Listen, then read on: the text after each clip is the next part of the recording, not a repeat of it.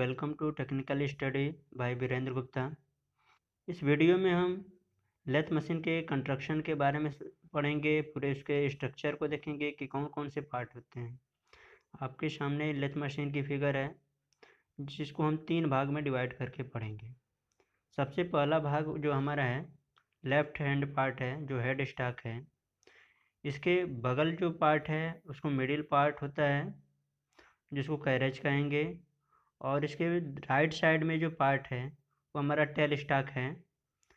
तो इस तरह हमारे लेथ मशीन को 3 पोर्शन में करके हम आसानी से स्ट्रक्चर को उसको पढ़ सकते हैं। नीचे जो बेस दिख रहा है वो आपका लेग कहलाता है। उसके ऊपर बेड होता है, बेस होता है, लीड स्क्रू होता है, कैरेज, सारे अटैचमेंट इसमें लगे होते हैं। सबका अलग अलग वर्क होता है। हम एक एक चीज़ को इस वीडियो में डिफाइन करेंगे। हमारे सामने लेथ मशीन की पूरी स्ट्रक्चर है, जिसमें लेफ्ट साइड हेड स्टॉक है और इसके बगल जो है उसमें मिडिल पार्ट है, जिसको कैरेज से दिखाया गया है। और इसके अपोजिट साइड जो है राइट हैंड साइड में वो टेल स्टॉक है। इसमें सारे कंपोनेंट अटैच हैं। तो हम इस वीडियो में पूरे एक एक टॉपिक को कवर करेंगे कि किस पार्ट का काम होता है और कहाँ ये अटैच होता है। सबसे पहले हम हेड स्टॉक में आते हैं। हेड स्टॉक में हमारा एक स्पिंडल होता है, जो कि खोखला होता है और उसके 2 एंड होते हैं। एक एंड हमारे पर थ्रेड कटा होता है, बाहरी थ्रेड कटा होता है, जो कि चक के द्वारा कसा जाता है उस पर। और उसी सिरे के अंदरूनी सिरे पर हमारा मोस्ट ऊपर होता है, जिसमें हम स्लीव के माध्यम से लाइफ सेंटर को होल्ड करते हैं। इसके दूसरे साइड जो होता है वो हमारा बेयरिंग पे फिट होता है, जो कि सपोर्ट करता है स्पिंडल को और उसमें घूमने में मदद करता है। इसी स्पिंडल पे हमारा स्टेप पुली जुड़ा होता है। इसके साथ बेल्ट द्वारा पावर ट्रांसमिट किया जाता है। ये बेल्ट हमारे मोटर द्वारा अटैच होता है।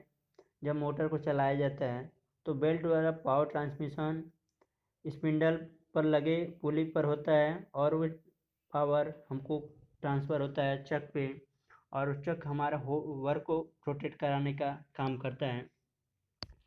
आपके सामने जो फिगर दिख रहा है, यहाँ पे आपका मेन स्पिंडल होता है और उसी पे हमारा ये ड्राइविंग पुली लगा होता है। इसके नीचे बहुत सारे हमारे लीवर लगे होते हैं, जो कि स्पीड को चेंज करने के लिए यूज किए जाते हैं। क्योंकि हमको बहुत तरह से वर्क करना पड़ता है, डिफरेंट टाइप के ऑपरेशन करने पड़ते हैं लेथ मशीन पे। तो अलग अलग ऑपरेशन के लिए हमको अलग अलग स्पीड की आवश्यकता होती है। तो हम इस स्पीड को इंक्रीज करने और डिक्रीज करने के लिए हम लीवर का इस्तेमाल करते हैं। इस लीवर से हम गियर के दांतों को चेंज कर लेते हैं, अलग अलग गियर के शेप को चेंज करते हैं, जिससे हमारा स्पिंडल का स्पीड जो है चेंज हो जाता है। पहले हमारा जो हेड स्टॉक होता था उसमें स्टेप पुली का इस्तेमाल किया जाता था, जिसमें स्पिंडल के स्पीड को चेंज करने के लिए हम पुली का इस्तेमाल करते, स्टेप पुली का। तो वहाँ अलग अलग पुली पर हम बेल्ट को चढ़ाकर अलग अलग गति प्राप्त करते थे। इससे हमारे कांस्टेंट स्पीड नहीं प्राप्त होती थी स्पिंडल पर। तो इस चीज़ से बचने के लिए हम गियर मैकेनिज्म का इस्तेमाल होने लगा, जिससे हमारे स्लिपेज होने से बच जाए और हमको कांस्टेंट स्पीड स्पिंडल पे प्राप्त हो सके और एक समान गति से चक हमारा रोटेट कर सके। नीचे जो ये लीवर दिख रहा है, ये आपका फीड बॉक्स है, जिसका इस्तेमाल हम वर्कपीस पे थ्रेडिंग काटना हो उस समय हम इसका इस्तेमाल करते हैं। अलग अलग पिच को चूड़ी काटने के लिए हम इस लीवर को चेंज करते हैं, जैसे हमारे अलग अलग गियर के दांतों समूह अटैच होते हैं और हम फार्मूले से गियर चालक ड्राइवर पुली के स्पीड को चेंज करके अलग अलग पिच को काट सकते हैं। इसका जो फार्मूला यूज करते हैं जो कि गियर रेशियो कहलाता है, PW/PL होता है, जो कि PW जो होता है हमारा वर्क पीस पर काटे जाने वाला पिच होता है, और PW जो होता है, PL जो होता है वो लीड स्क्रू का पिच होता है। तो इन्हीं दोनों पिच के रेशियो को हम गियर रेशियो कहते हैं, जिससे हमारे चालक गियर पर दांतों की संख्या और चलित गियर पर दांतों की संख्या को कैलकुलेट करके हम उस पिच को प्राप्त कर लेते हैं। अगला जो पार्ट है नीचे दिखा है ट्रे है, ये हमारा इस्पात की एक चादर होती है, जो कि इसको जो हमारे चिप्स निकलते हैं कटिंग के दौरान तो इस पे आके गिरते हैं, और यहाँ से हम इकट्ठा करके चिप्स को हटा लेते हैं। आपके सामने ये आपका ड्राइविंग प्लेट दिख रहा है, जो कि उसमें लाइव सेंटर जुड़ा है।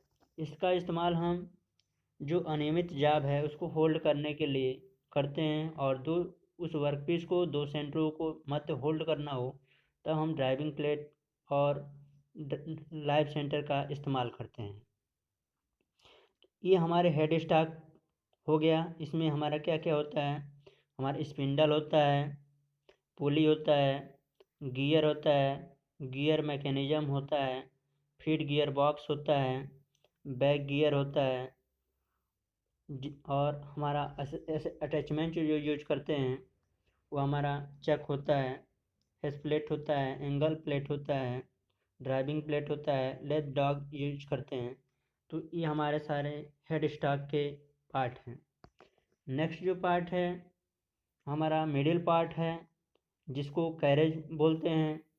तो कैरेज के अंदर हमारे क्या क्या अटैचमेंट जुड़े हैं, तो सबसे पहले ऊपर जो दिख रहे हैं ये टूल पोस्ट का फिगर है, जो हमारा कि ये 4 वे टूल पोस्ट है, जिसको इंडेक्सिंग टाइप टूल पोस्ट भी कहते हैं। इस टूल पोस्ट में हम एक साथ 4 जब टूल को क्लैंप कर लेते हैं, और जिस टूल की आवश्यकता होती है हमें उस टूल का इस्तेमाल कर लेते हैं। इस टूल पोस्ट के ऊपर आप लीवर दिख रहा है, जो कि एरो से दिखाया जा रहा है। इस लीवर को हम घुमाकर टूल पोस्ट को क्लैंप कर सकते हैं, या इंगेज कर सकते हैं और डिसएंगेज कर सकते हैं। ये टूल पोस्ट जो है हमारा कंपाउंड स्लाइड पे लगा होता है। ये कंपाउंड स्लाइड के ऊपर स्थापित किया जाता है।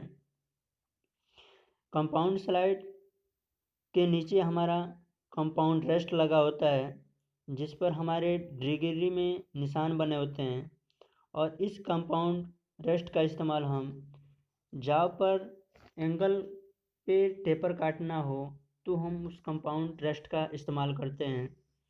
इसको हम 360 डिग्री पर कंपाउंड स्लाइड को घुमा सकते हैं। ये कंपाउंड स्लाइड हमारा क्रॉस स्लाइड के ऊपर स्थापित होता है, जो कि आपको क्रॉस स्लाइड यहाँ एरो द्वारा इंडिकेट किया जा रहा है। चूँकि इस क्रॉस स्लाइड में हमारे डबटेल ग्रुप बने होते हैं, इसी डबटेल ग्रुप के माध्यम से क्रॉस स्लाइड हॉरिजॉन्टल में मूव ना करके ये वर्टिकल में गति करता है। इस क्रॉस स्लाइड का इस्तेमाल हमको जब फेसिंग करना हो, ग्रूविंग करना हो, या डेप्थ ऑफ कट देना हो तो हम इस क्रॉस स्लाइड का इस्तेमाल करते हैं। नीचे जो आपका एक स्क्वायर में प्लेट दिख रहा है, एरो द्वारा दिखाया जा रहा है, इसको हम एप्रन कहते हैं। और इस एप्रन पे हमारे जो लीवर अटैचमेंट होते हैं, लॉन्गिट्यूडिनल हैंड व्हील लगा होता है, क्रॉस फीट व्हील लगा होता है। सबसे पहले ये जो बड़ा व्हील दिख रहा है आपको, ये लॉन्गिट्यूडिनल फीट देने के लिए व्हील है, जो कि हम वर्क करेंगे, जॉब पे ऑपरेशन करेंगे तो हम इसके माध्यम से कैरेज को दाएं और बाएं गति दे सकते हैं। जैसे हमको टर्निंग करना हो तो हम इसका इस्तेमाल करते हैं। इसके ऊपर जो हैंड व्हील दिख रहा है, इसका इस्तेमाल हम वर्क पे फेसिंग करना हो या फीड करना हो तो हम इसको इस्तेमाल करते हैं। इसमें जब भी हमारा टूल मोशन करेगा तो मशीन के एक्सिस के लंबवत एक्सिस में गति करेगा।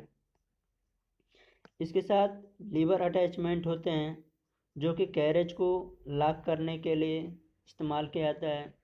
जब हमको लॉन्गिट्यूडनल फिर देना हो तो हम क्रॉस लीवर को के माध्यम से क्रॉस स्लाइड को फिक्स कर देते हैं, और जब हमको क्रॉस स्लाइड को मूव कराना हो तो लॉन्गिट्यूडनल एक्सिस को लॉक कर दिया जाता है जिससे हमें टूल पे झटके ना लगें। तो इन लीवर का ये इस्तेमाल होता है।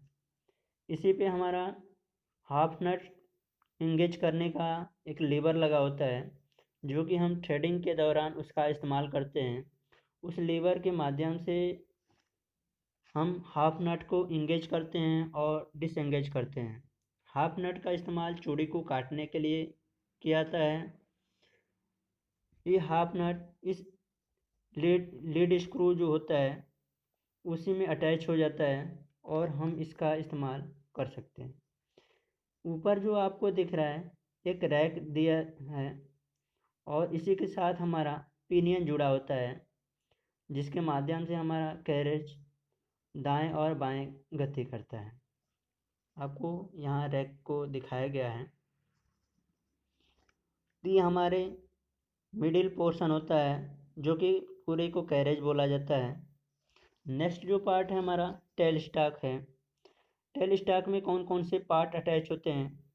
तो टेल स्टॉक जो हमारा लेथ मशीन के दाएं सिरे पर स्थापित होता है जिसमें इसका बेस है नीचे दिखाया गया है। इस बेस के ऊपर हमारे लेथ टेल स्टॉक की बॉडी है जो कि क्लैंप द्वारा कसा हुआ है। इसके ऊपर जो पार्ट दिख रहा है वो हैंडविल है जो कि गति देने पर इस बैरल को आगे और पीछे लाने का काम किया जाता है। जब हमको बैरल आगे को ले जाना है तो इसे मूव कराकर बैरल को आगे ले जा सकते हैं, और जब इसको पीछे लाना हो बैरल को तो इसको बैक साइड में अपोजिट डायरेक्शन में दिशा देकर इसको बैक। इस टेल स्टॉक के ऊपर एक लीवर लगा होता है जो कि टेल स्टॉक क्लैंप होता है। जब बैरल को हमको लॉक करना हो तो इस क्लैंप का इस्तेमाल किया जाता है। इस क्लैंप का इस्तेमाल करने से हमारा बैरल लॉक हो जाता है। जब क्लैंप कर दिया जाएगा तो बैरल ना तो हमारा आगे जाएगा और ना पीछे जाएगा। ये बैरल हमारा एक खोखला पार्ट होता है जो कि अंदर मोस्ट टेपर कटा होता है जिसके माध्यम से हम डेड सेंटर को लगाया जाता है। इसके अलावा हम ड्रिल चक्के को भी यहाँ होल्ड करते हैं जिससे हमको ड्रिलिंग क्रिया करनी होती है। तो टेल स्टॉक में जो हमारा सेंटर इस्तेमाल किया जाता है उसको डेड सेंटर बोला जाता है। तो हमारे ये लेथ मशीन के मुख्य पार्ट हो गए। Left hand part head stock कहलाता है, right hand part tell stock कहलाता है, और मिडिल जो पार्ट होता है एक कैरेज कहलाता है। तो आपका क्वेश्चन होता है कि लेथ मशीन के दाएं सिरे पर जो पार्ट स्थायी होता है उसको क्या कहते हैं? तो हमारा हेड स्टॉक होता है। इसके अलावा इसमें बेड होता है लेथ मशीन का। तो बेड जो होते हैं ये 3 प्रकार से होते हैं। एक सिंगल वी बेड होता है, वी बेड, फ्लैट बेड और कॉम्बिनेशन बेड। तो लेथ मशीन पर 3 प्रकार के बेड का इस्तेमाल किया जाता है। इसके अलावा आपका बेस है जो कि आधार का काम करता है। इसी बेस पर लेथ मशीन के सारे पार्ट स्थापित होते हैं और इसके भार को सहन करते हैं। लेथ मशीन के बेड के नीचे आपका लेग लगा होता है जिसको टॉन्ग कहते हैं जो पूरे भार को सहन करता है। लेथ मशीन का जो बॉडी होती है, बेस होता है, टेल स्टॉक होता है, इस सब कास्ट आयरन के बनाए जाते हैं क्योंकि इसमें कंप्रेसिबिलिटी की प्रॉपर्टी अधिक होती है। एक कंप्रेसिव फोर्स को सहन करने की क्षमता अधिक होती है, इसलिए हम इसे कास्ट आयरन को बनाया जाता है। इसके अलावा इसमें जंग को सहने की क्षमता अधिक होती है जंग को बियर कर सकते हैं, इस पर जंग नहीं लगता है, तो हम इनके बेड को कास्ट आयरन के बनाते हैं, बेस को कास्ट आयरन के बनाते हैं। तो ये लेथ मशीन का पूरा आपका कंस्ट्रक्शन है, इसको आप अच्छे से समझ लेते हैं तो यहाँ से आपके क्वेश्चन एग्ज़ाम में पूछे जाते हैं। फ्रेंड, अगर आपको ये वीडियो अच्छा लगे तो चैनल को सब्सक्राइब करें, वीडियो को लाइक करें और अपने दोस्तों के साथ शेयर करें। धन्यवाद।